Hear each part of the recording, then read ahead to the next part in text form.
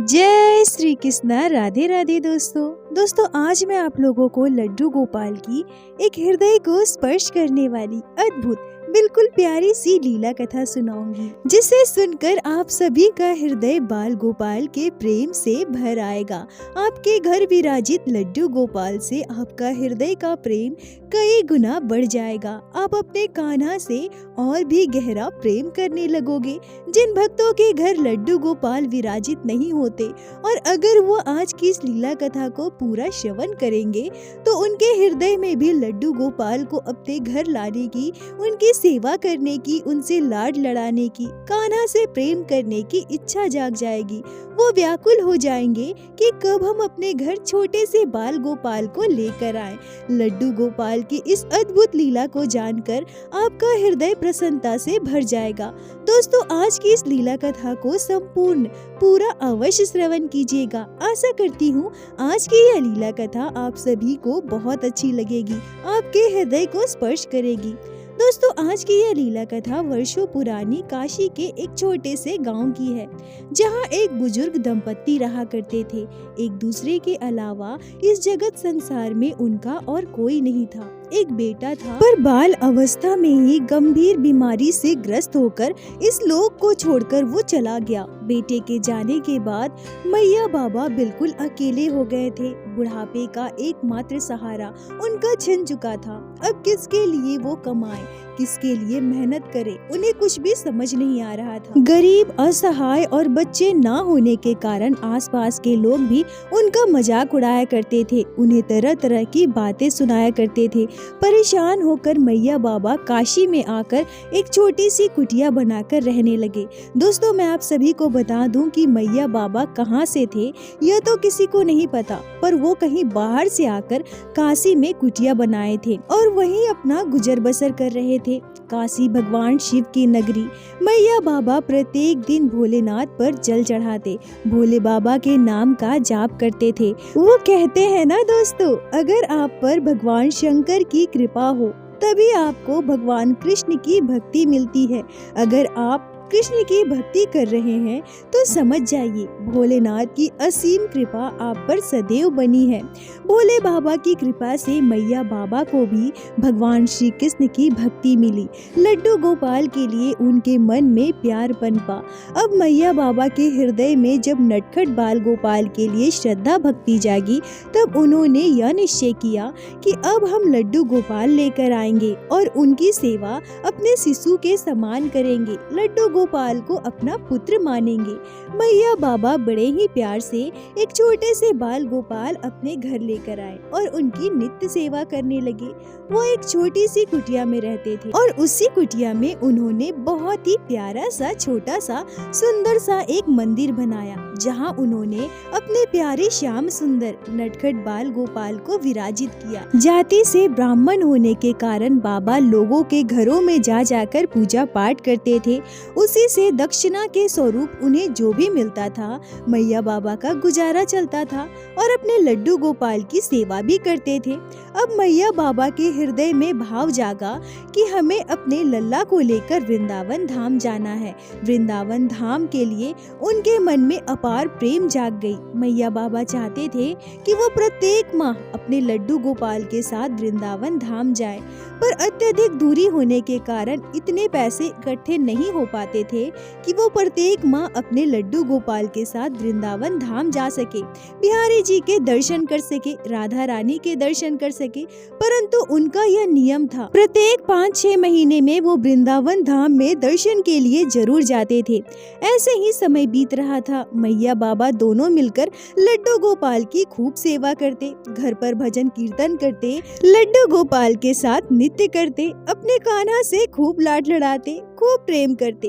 अत्यधिक धन, अत्यधिक सुख सुविधा ना होने के बावजूद दोनों पति पत्नी का दाम्पत्य जीवन अपने छोटे से श्याम सुंदर लड्डू गोपाल के साथ हंसी खुशी व्यतीत हो रहा था। परंतु समय परिवर्तनशील होता है, समय के चक्र को रोक पाना बिल्कुल असंभव है।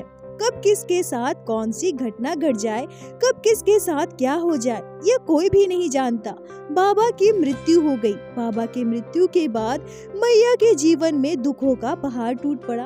अपने छोटे से लड्डू गोपाल के साथ मैया इस जगत संसार में बिल्कुल अकेली हो गई। मैया का जैसे सर्वस्व उनसे छिन गया। बढ़ती उम्र, आय का कोई साधन नहीं, खाने को अनाज नहीं। अब मैया करे तो क्या करे, अपना पेट कैसे भरे, अपने लड्डू गोपाल को क्या भोग लगाए। मैया रोती बिलखती, बहुत परेशान, अपने लल्ला को सीने से लगाकर रोते रहती थी। लल्ला, अब मैं क्या करूँ रे, तेरी मैया तुझे क्या खिलाएगी। लल्ला, तेरी मैया तुझे क्या भोग लगाएगी।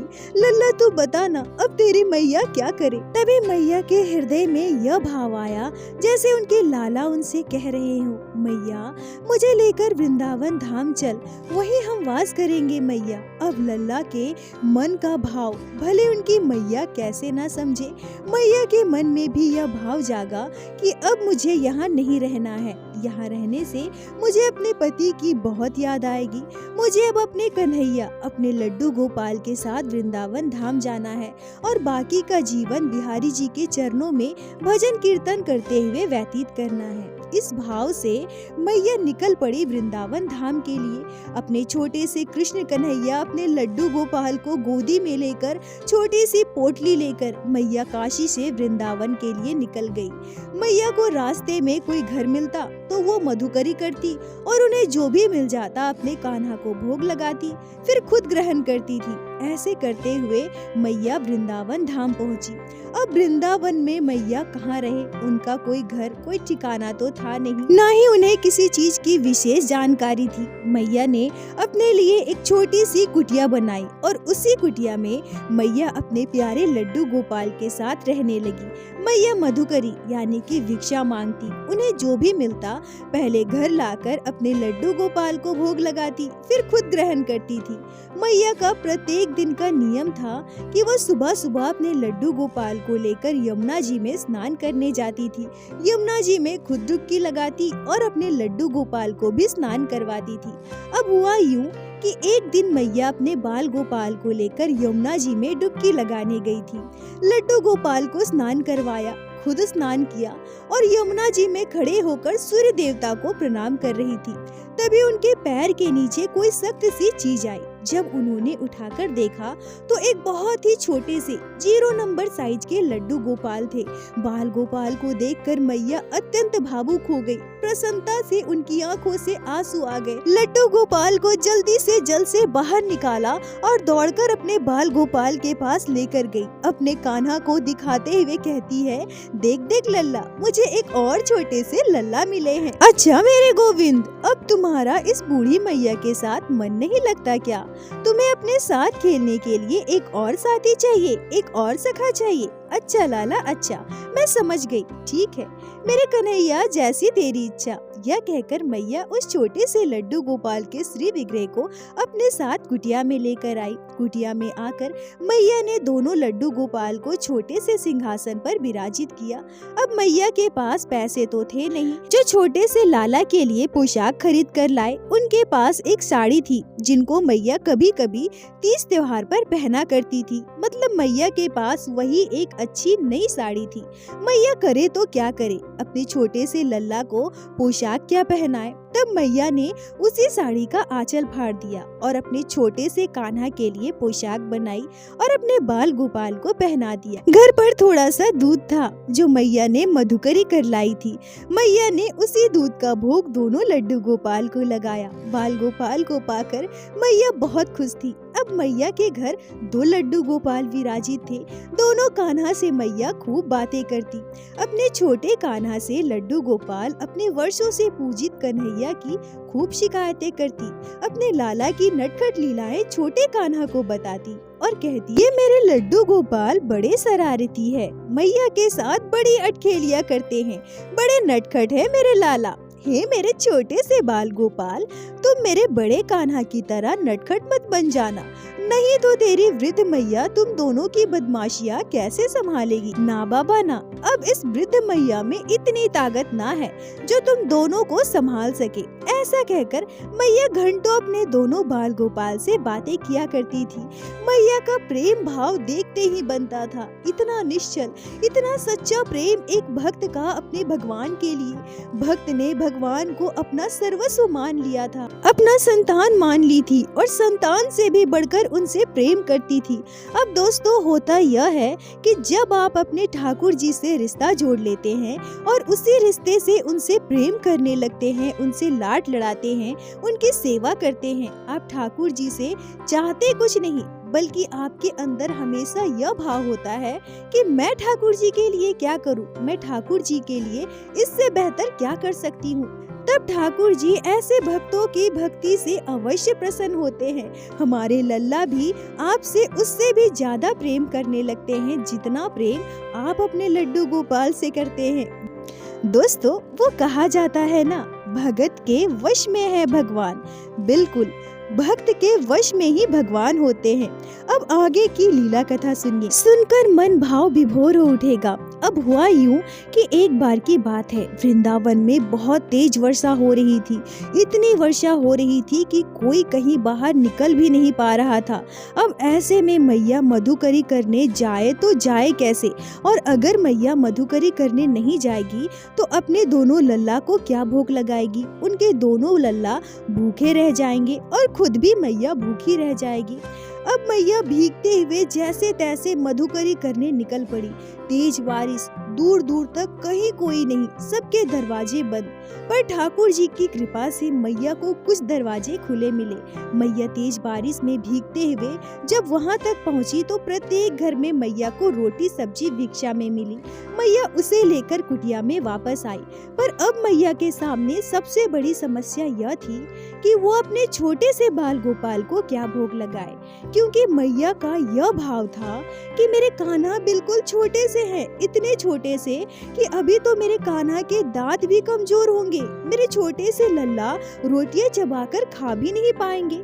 मुझे आज मधुकरी करते हुए कहीं दूध भी नहीं मिला, मैं अपने छोटे से लल्ला को क्या भोग लगाऊंगी। अब मैया बहुत परेशान बैठे बैठे रोने लगी। अरे मेरा छोटा सा लल्ला भूखा है, बारिश बहुत तेज हो रही है, मैं कहाँ जाऊँ, किससे दूध मांगू। मैया रोटी सब्जी का भोग अपने बड़े लाला को तो लगा दी, पर क्योंकि उनका छोटा लाला अब भी भूखा था इसलिए मैया के गले से एक भी निवाला नहीं उतरा। मैया बैठे बैठे बस रोए जा रही थी। बारिश भी रुकने का नाम नहीं ले रही थी जो मैया किसी और घर जाकर दूध का इंतजाम कर सके। शाम हो गई। मैया को ऐसा प्रतीत होता है जैसे उनके छोटे से लाला भूख से तड़प रहे हैं, लड्डू गोपाल भूख से बिलख रहे हैं। उनसे यह कह रहे हैं, मैया, ओ मैया, बहुत भूख लगी है मैया, मुझे कुछ खिला देना मैया। मैया मुझे बहुत भूख लगी है, तू अपने हाथों से मुझे भोग लगाना मैया। अब मैया से अपने लल्ला की वृथा देखी नहीं गई। मैया रोते हुए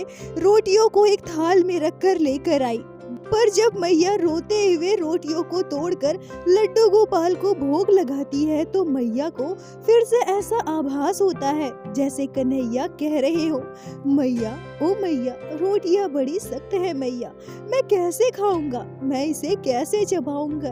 मैया मैं तो बहुत छोटा हूँ ना मैया, मुझे बहुत भूख लगी है, मुझे कुछ खिला दे मैया। मैया मैं ये रोटियां नहीं खा पा रहा हूँ। तभी मैया आंखों में आंसू लिए अपने कन्हैया को सीने से लगाती है और उपाय ना दिखते हुए मैया रोते हुए उन रोटियों को अपने मुंह में डाल लेती है और खूब चबाती है। दोस्तों लीला कथा में आगे बढ़ने से पहले मैं आप सभी भक्तों से हाथ जोड़कर एक निवेदन करूंगी कि कृपया करके कोई भी गलत भाव से मैया की भावना को मत देखिएगा। कृपया करके कोई भी अपनी गलत टिप्पणी मत कीजिएगा, क्योंकि भक्त और भगवान के रिश्ते को समझ वही सकता है जिनके अंदर सच्ची भावना हो, सच्चा प्रेम हो, ठाकुर जी के लिए अपार भक्ति हो। दोस्तों भक्त का प्रेम इतना गहरा और पवित्र हो जाता है कि हमारे मदन मोहन, गिरधर गोपाल, हमारे नारायण सबरी के झूठे बैर भी ग्रहण करते हैं। मैया ने रोटियां मुंह में लेकर खूब चबाई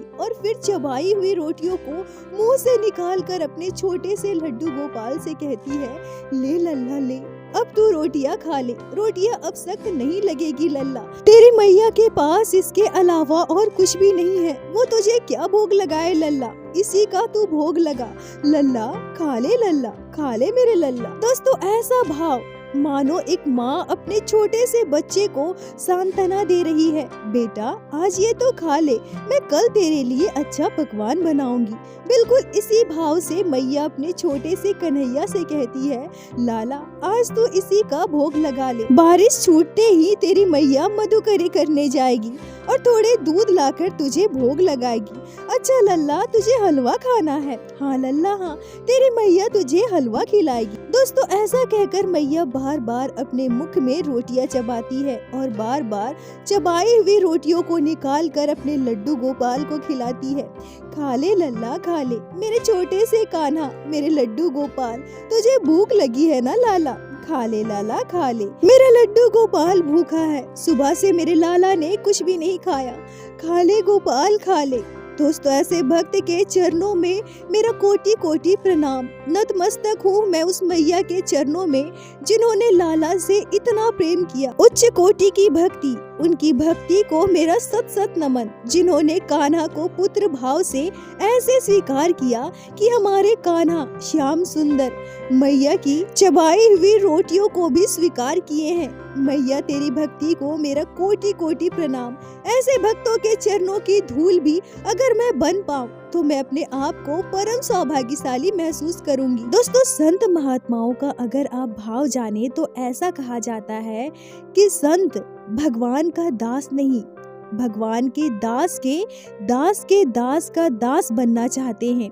दोस्तों मैया का यह भाव अत्यंत भाव विभोर करने वाला है और दोस्तों मैया इसी भाव से अपने लड्डू गोपाल की सेवा करती थी। दोनों लड्डू गोपाल से समान प्रेम करती थी। हरे कृष्णा राधे राधे नाम का नित्य जाप करती थी। कुंज गलियों में घूम घूम कर, व्रज गलियों में घूम घूम कर कीर्तन किया करती थी। मधुकरी कर लेकर आती थी तो ऐसा लगता था मानो एक मैया अपने दोनों बच्चों के लिए बाजार से कुछ लेकर आई हो।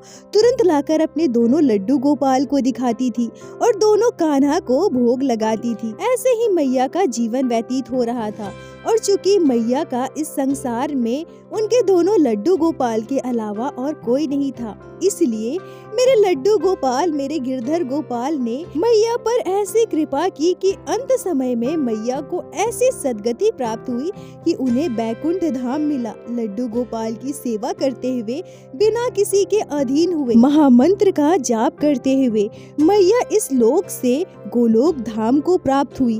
हमारे प्यारे श्याम सुंदर गिरधर गोपाल, लड्डू गोपाल ने मैया का दर्जा दिया। मेरे लड्डू गोपाल ने भी मैया से उतना ही प्रेम किया जितना पवित्र प्रेम मैया ने अपने लड्डू गोपाल से किया था। दोस्तों आज की यह लीला कथा हृदय को स्पर्श कर लेती है, आंखों में आंसू आ जाते हैं। मैं अपने ठाकुर जी, अपने लड्डू गोपाल से बस यही प्रार्थना करूंगी, हे मेरे ठाकुर जी मेरी भक्ति को प्रगाढ़ कीजिए, मुझे भी इतनी शक्ति दीजिए कि मैं आपकी सेवा और अच्छे से पूरे समर्पित भाव से कर सकूं। हे मेरे लड्डू गोपाल मुझ पर इतनी कृपा कीजिए कि आपकी भक्ति मुझसे कभी ना छूटे।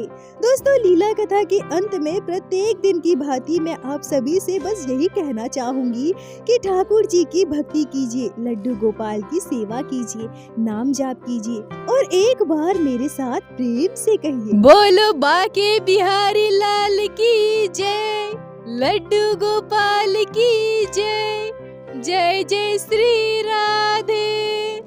दोस्तों यदि आप लोगों को आज की यह लीला कथा अच्छी लगी हो, आपके हृदय को स्पर्श की हो, तो कृपया वीडियो को लाइक करके अपने दोस्तों के साथ शेयर अवश्य करें, जिससे बाकी भक्त भी लड्डू गोपाल की इस अद्भुत लीला कथा को श्रवण कर सके। और हमारे चैनल को सब्सक्राइब करें, जिससे प्रतिदिन आप लोग हमारे चैनल पे श्री बाके बिहारी श्री लड्डू गोपाल की लीला कथा सुन सके। दोस्तों यदि आपके जीवन में घटी हो कोई भी चमत्कारी घटना या लड्डू गोपाल ने कभी भी की हो कोई भी लीला जिसे आप हम सभी के साथ शेयर करना चाहते हैं, तो कृपया हमें इंस्टाग्राम पे मैसेज करें। हम आपसे कांटेक्ट करेंगे और आपकी उस लीला कथा को हमारे चैनल पे बाकी सारे भक्तों के साथ शेयर अवश्य करेंगे। लड्डू गोपाल की कृपा आप पर और आपके पूरे परिवार पर बनी रहे। राधे राधे दोस्तों।